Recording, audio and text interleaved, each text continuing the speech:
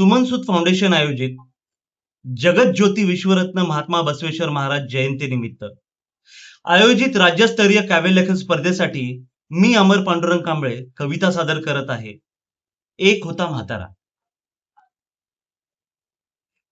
सगळं अलबेल सुरू असताना पारावरचा एक म्हातारा खोकत राहतो पोट दुखेपर्यंत.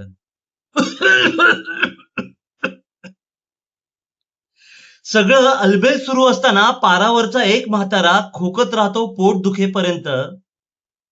त्याच्या सुरकुतलेल्या चेहऱ्यावरच्या रेषा सांगत राहतात त्याच्या आयुष्यातल्या घडामोडी आणि त्याने भोगलेल्या व्यथा. त्याची फाटकी चप्पल सांगत राहते त्याच्या फाटक्या आयुष्याची गोष्ट. तो विडी ओढत राहतो सतत आणि नंतर दाताखाली काडी चावत राहतो माचीसची.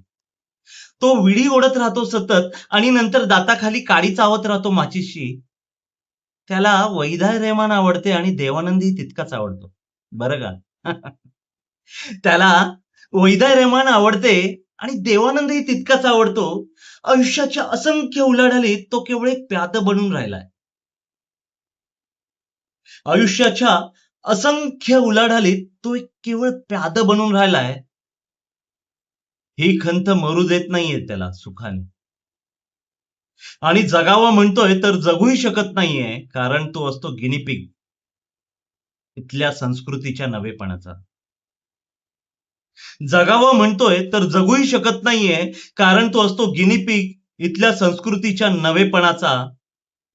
हे आत्ताच उमगले त्याला अलीकडे.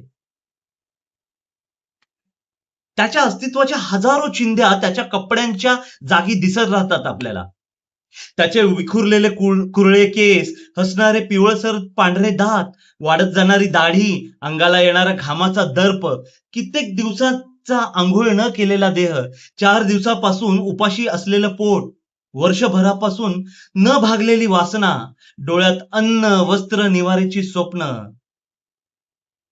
आपलं कुणीतरी असावं ही आकांक्षा. रस्त्यावर टाकण्याची फाटलेली गोधडी,